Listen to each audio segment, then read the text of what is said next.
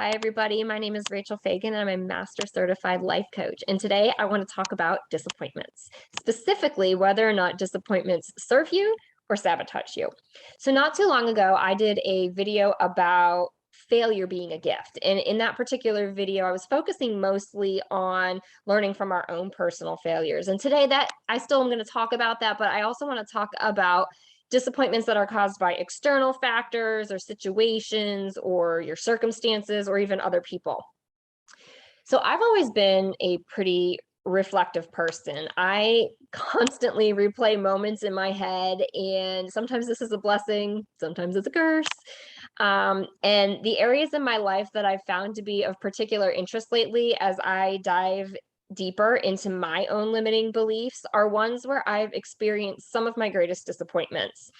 And what I've learned is that in those moments, they've been truly pivotal moments of my life. And in hindsight, some of my greatest blessings in disguise. And while I may have resented them in the moment, I can now look back at them in gratitude and appreciation. And that's taken a lot of personal growth and development.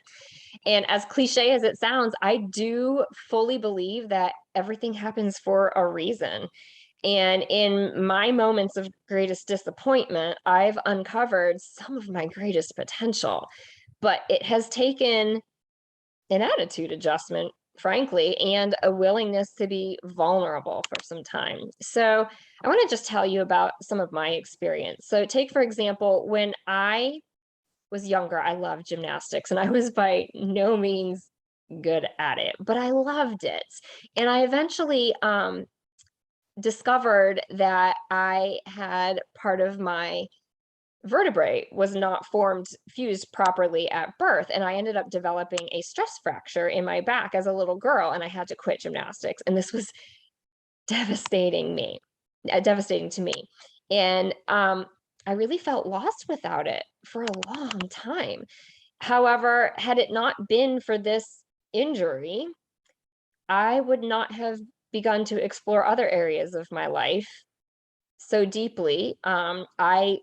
That's when I was always into music, but that's when I really started digging into it and exploring music so much more deeply. And I really discovered my true gifts and passions as a musician. And now I'm honored to share my love as a musician with the world on a fairly regular basis. And I believe that part of my purpose here on this earth is to do just that. And I actually went as far as earning a university degree in music, but I quickly decided that I did not want to pursue music as a career. And that's a whole other story of limiting beliefs that perhaps I'll unpack with you someday. I'm still working through that. So, but I furthered my education and ended up teaching first grade regular education, and I absolutely loved it.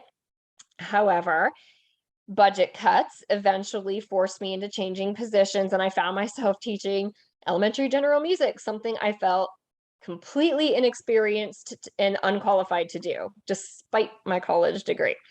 And disappointment was really an understatement in that situation.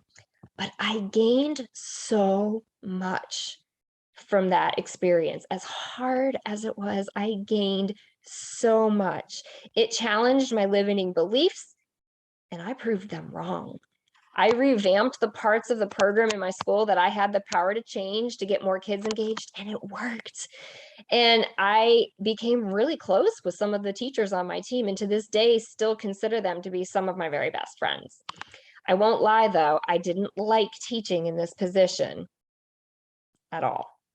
So I pivoted, I hunkered down, and I finished my master's degree so that it would open up other opportunities. And that eventually led to me to my favorite teaching position as a reading specialist. And I don't know how much of this would have happened had I not first been disappointed.